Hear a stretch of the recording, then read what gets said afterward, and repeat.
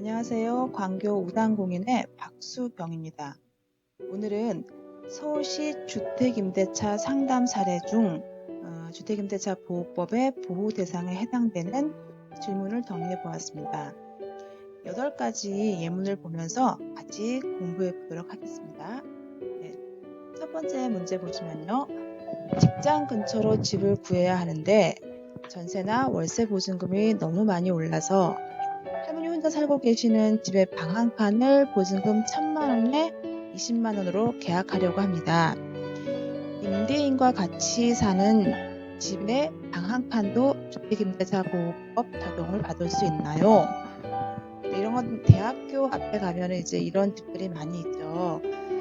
이제 답변을 보시면은 주택임대차 보호법 제2조에서 주택임대차의 적용 범위는 주거용 건물의 전부 또는 일부 임대차에 관하여 적용이 된다고 명시가 되어 있습니다. 그러므로 임대인과 같이 살면서 그 중에 방 한 칸을 임대차하는 계약서를 작성하고 전입신고와 확정일자를 받는다면 대항력과 우선 변제적 효력이 발생합니다. 라고 되어 있네요.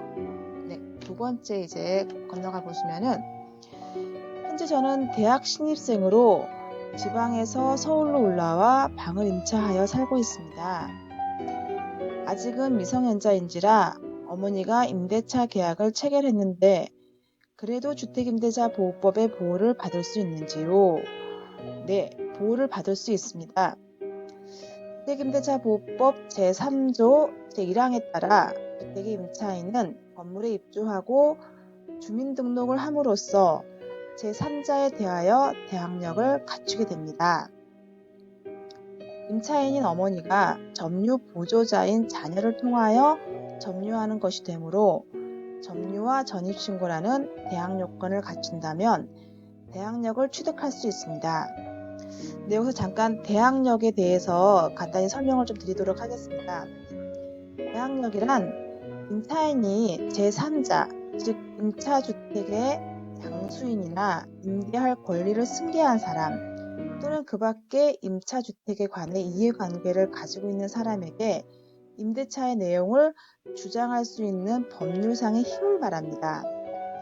임대차는 그 등기가 없더라도 임차인이 주택의 인도와 주민등록을 마친 때에는 그 다음 날부터 대항력이 생깁니다. 네, 전입신고를 주민등록을 하고서 밤 12시가 넘어가면 이제 그 다음날 해당되기 때문에 그때부터 대항력이 생긴다라고 보고 있습니다. 그리고 이제 우선 변제권의 개념에 대해 정리를 해보면 우선 변제권이란 임차주택이 경매 또는 공매되는 경우에 임차주택의 환가 대금에서 후순위 권리자나 그 밖의 채권자보다 우선하여 보증금을 변제받을 권리를 말합니다. 우선 변제권은 임차인이 대항요건과 임대차 계약 증명서상의 확정일자를 갖춘 경우에 취득을 하게 됩니다. 네. 다음으로 건너가겠습니다. 이제 세 번째 문항, 개인 소유의 아파트를 임차하면서 임차인 명의를 회사 명의로 계약하였고 전입신고와 확정일자는 직원 이름으로 하였습니다. 이런 경우에도 주택임대차 보호법의 보호를 받을 수 있을까요? 네, 본 법은 주거용 건물의 임대차에 관하여 민법에 대한 특례를 규정함으로써 국민의 주거 생활의 안정을 보장함을 목적으로 한다라고 규정하고 있습니다. 주택임대차 보호법이 자연인인 서민들의 주거 생활의 안정을 보호하려는 취지에서 제정되었습니다. 그러나 예외적으로 주택임대차 보호법 제3조 3항에 따르면 중소기업 기본법 제2조에 따른 중소기업에 해당하는 법인은 소속 직원의 주거용으로 주택을 임차한 후 그 법인이 선정한 직원이 해당 주택을 인도받고 주민등록을 마쳤을 때에 대항력을 인정하도록 규정함으로써 주택임대차 보호법의 보호를 받도록 하였습니다. 그럼 이제 이 중소기업 기본법에 해당하지 않는 법인은 그 주택임대차보호법에 그 특례가 적용이 안 된다라고 이해를 해야겠습니다. 근데 이제 4번, 네 번째 거 보시면요. 저희 대학에 유학 온 중국인 친구가 전세로 살고 있는데 외국인도 주택임대차보호법의 보호를 받을 수 있나요? 주택의 인도와 체류지 변경 신고 등의 공시를 통해 계약 요건을 갖춘 후 확정일자를 받으면 주택임대차보호법의 보호를 받을 수 있습니다. 지금 저희 나라도 그 외국에서 유학 온 친구들이 많이 있기 때문에 이 문제도 지금 빈번히 일어날 수 있지 않나라고 생각이 듭니다. 외국인도 주택을 임차하여 출입국 관리법에 의한 체류지 변경 신고를 한 경우 거래의 안전을 위하여 임차권의 존재를 제3자가 명백히 인식할 수 있는 공시의 방법으로 마련된 주택임대차보호법 제3조 제1항 소정의 주민등록을 마쳤다라고 보아야 한다라고 명시가 되어 있네요. 네. 5번째, 저는 대만에 거주하고 있는 영주권자인데 잠시 국내에 거주해야 해서 아파트 전세 계약을 하려고 합니다. 주택임대차 보호 대상이 되나요? 네, 영주권자는 반드시 전세권 설정을 해둬야 보증금 보호를 받을 수 있습니다. 좀 전에 이제 보신 것처럼 그 유학온 외국인이 출입국 관리법에 의해서 체류지 변경 신고를 해서 됐는데 이 경우에는 이제 그 영주권자라서 잠시 이제 그 국내에 거주를 해야 되는 경우네요.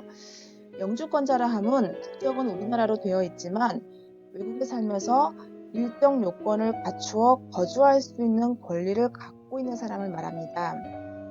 국내인은 전입신고와 확정일자를 받으면 대항력과 우선 변제권이 있어 보증금 보호를 받을 수 있고 외국인은 출입국 관리법에 따라 체류지 변경 신고를 하면 주민등록을 이전한 것으로 보기 때문에 체류지 변경 신고와 확정일자를 받으면 국내인과 동일하게 주택임대차보호법을 적용을 받을 수 있습니다. 하지만 출입국 관리법은 외국인에게 적용될 뿐 국적은 국내인이고 외국에서 거주하는 영주권자에게는 적용이 되지 않습니다. 따라서 영주권자는 반드시 전세권 설정하는 것이 보증금을 보호할 수 있는 방법입니다. 영주권자가 체류지 변경 신고를 해도 주민등록을 이전한 것으로 볼 수 없다라는 대법원 판결이 있었네요. 네. 다음 제 6번째, 임차인 계약자를 교회 이름으로 작성하여 저희 교회 목사님이 전입신고와 확정일자를 받는다면 주택임대차보호법을 받을 수 있나요? 받을 수 없습니다. 그 주택임대차보호법은 개인이나 외국인, 중소기업에 해당하는 법인일 경우에는 전입신고나 거소신고를 하고 확정일자를 받으면 보증금에 대한 배항력과 우선 번제권의 효력이 발생합니다. 하지만 교회는 일반적으로 비영리재단으로 분류가 되기 때문에 중소기업에 해당하는 법인으로서 볼 수 없어서 계약자는 교회로 하고 목사님이 주거로 사용을 하면서 전입신고나 확정일자를 받아도 주택임대차보호법 적용을 받을 수 없습니다. 그래서 이 경우는 전세권 설정을 하거나 아니면 계약자를 목사님 이름으로 변경해서 계약서를 작성해야 본 법에 적용을 받을 수 있습니다. 라고 되어 있습니다. 네, 이제 7번째, 이제 두 문항이 지금 남아 있습니다. 네, 7번째 보시면은 아직 등기가 되어 있지 않은 주택에 계약서를 쓰고 확정일자를 받아 전입신고를 할 경우 주택임대차보호법을 받을 수 있나요? 주택임대차보호법상에 의하면 미등기 주택이라 하더라도 세입자로서 보호를 받을 수는 있습니다.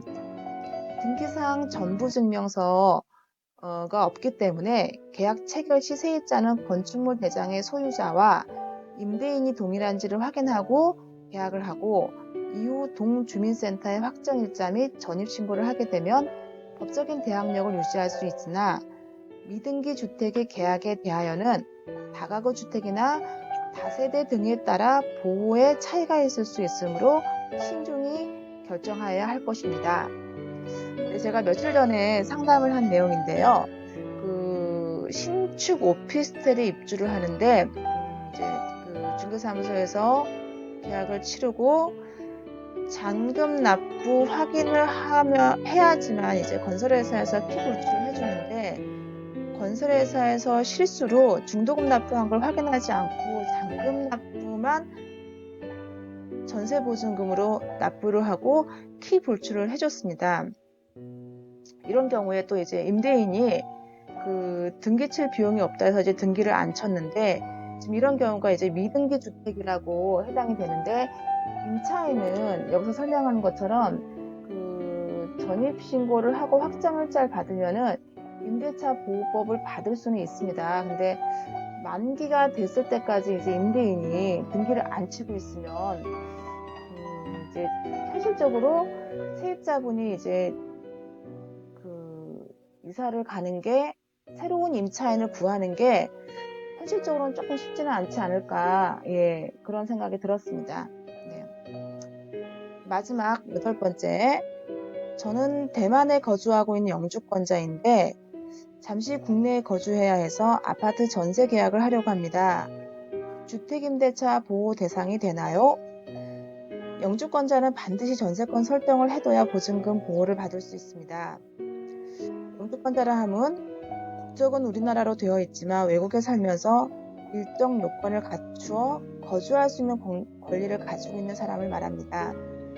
국내인은 전입신고와 확정일자를 받으면 대항력과 우선변제권이 있어서 보증금 보호를 받을 수 있고 외국인은 출입국관리법에 따라 세류지 변경 신고를 하면 주민등록을 이전한 것으로 보기 때문에 세류지 변경 신고와 확정일자를 받으면 국내인과 동일하게 주택임대차보호법 적용을 받을 수 있습니다.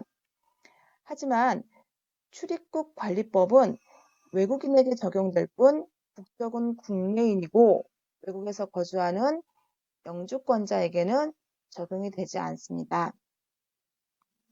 따라서 영주권자는 전세권을 설정하는 것이 보증금 보호를 받을 수 있는 방법입니다. 네, 이렇게 지금 이제 총 8가지 문항을 통해서 주택임대차 보호법의 보호 대상에 해당되는 것을 오늘은 이제 공부를 해보았습니다. 다음 시간에는 최근에는 이제 주택보다는 경기가 안 좋아서 그런지 상가 임대차 상담이 많이 있어서 다음 시간에는 저희가 상가 임대차 보호법에 대해서 또 알아보는 시간을 갖도록 하겠습니다. 네. 감사합니다.